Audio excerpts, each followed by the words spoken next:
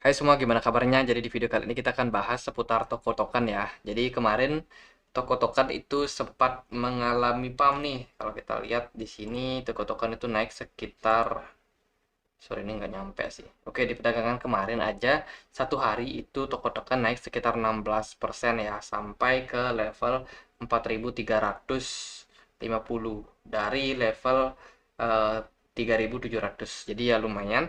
Cuman di perdagangan besoknya atau di perdagangan hari ini itu ditutup, belum ditutup sih. Sekarang udah bikin candle merah lagi. Jadi hijau-hijau merah, hijau merah.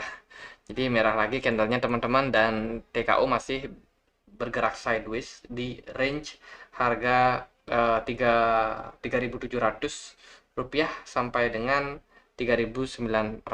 Jadi dia sementara masih dalam fase sideways setelah fase penurunan yang terjadi pada TKO ketika dia breakdown dari uh, triangle ini. Dan sekarang TKO benar-benar ketahan di area support terakhir di kisaran 3.500-an, dan setelah itu dia udah nggak punya area support lagi. Bila mana turun lebih dalam maka akan membuat area support baru. Oke, kondisi dari market itu belum begitu bagus teman-teman. Saat ini aja Bitcoin malah terdepresiasi lagi, turun lagi nih. Setelah sebelumnya cukup sideways ya di level 20 ribuan, dan sekarang kita melihat Bitcoin sudah berada di level 19 ribuan teman-teman. Ini berarti adalah tanda yang kurang begitu bagus. Bagaimana dengan TKO? TKO juga hari ini mengalami koreksi sekitar 5%. Ya cukup parah sih sebenarnya. Kalau kita lihat dari kondisi market, memang saat ini masih belum begitu bagus teman-teman. Jadi kondisi market dunia itu belum bagus ya. Saham Amerika masih merah, Indonesia IHSG juga masih merah, dan sepertinya masih akan berkutat sama isu-isu seperti resesi lah, inflasi, dan juga perang. Dan dalam kondisi seperti ini kita harus berhati-hati sebagai investor. Mungkin lebih banyak untuk wait and see-nya. Kita tunggu harga-harga bottom aja. Dan sepertinya memang masih membutuhkan waktu untuk kedepannya supaya ekonomi bisa pulih, karena sekarang baru banyak news-news yang bertebaran ya, berita-berita buruk yang bisa menyebabkan kepanikan di market teman-teman. Oke, kalau kita lihat dari kondisi saat ini, TKO sendiri dia bergerak di dalam broadening wedge. Ini lagi-lagi adalah pola-pola yang mungkin bisa menjadi tanda-tanda kemana pergerakan dari TKO selanjutnya.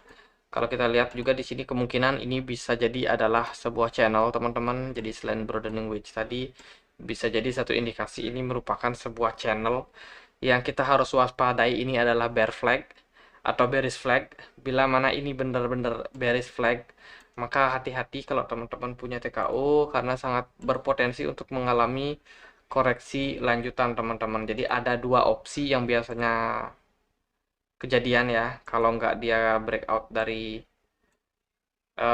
triangle di sini, bisa jadi dia akan turun ke level 3.351. Ini bisa menjadi target TKO untuk mengalami penurunan bila mana dia gagal untuk mempertahankan level resistance di sini. Jadi kita harus berhati-hati dalam kondisi seperti ini, karena market bisa aja berubah arah begitu cepatnya teman-teman. Kemudian untuk jangka panjang, bila mana ini adalah bearish flag, lagi-lagi kita mungkin bisa melihat TKO turun sampai ke level 2.700-an teman-teman. Jadi ini adalah peluang-peluang yang mungkin terjadi bila mana memang kondisi market masih belum segera membaik.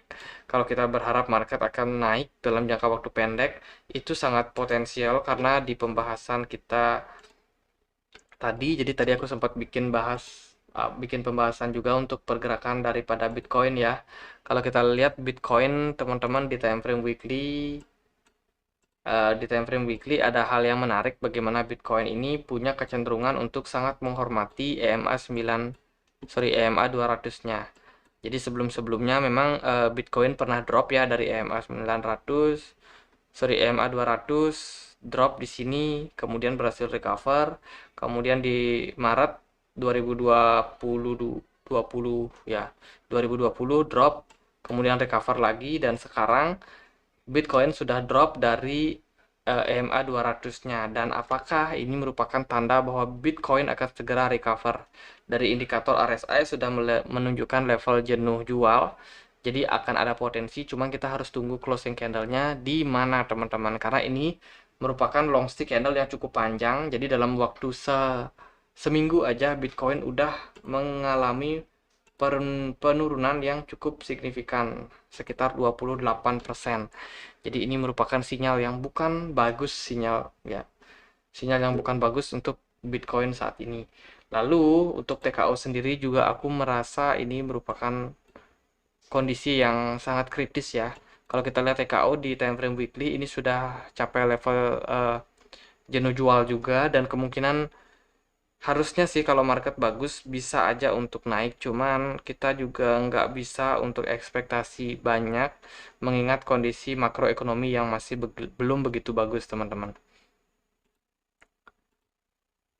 Jadi untuk TKO kalau dari time frame 4 jam tadi kita udah bahas ya, kalau adanya potensi terjadinya bearish flag ini udah ke reject kalau kita lihat dari time frame 1 jamnya teman-teman. Bagaimana kemarin TKO ngepam level sini di 4.300-an, kena reject dari EMA 200, dan sekarang kondisinya ini lagi mengalami penurunan. Hati-hati kalau TKO drop dari level 3.700 ini, sangat berpotensi untuk membawa TKO turun sampai ke 3.300, atau yang lebih buruk tadi adalah di 2.700-an. Oke, sekian aja pembahasan untuk TKO. Semoga bisa bermanfaat buat teman-teman. Kalau teman-teman punya pertanyaan lain, koin lain yang mau dianalisa, bisa tulis di kolom komentar. Jangan lupa juga untuk join di komunitas kami di Telegram. Linknya bisa temukan di kolom deskripsi. Dan akhir kata, saya Andre. Makasih.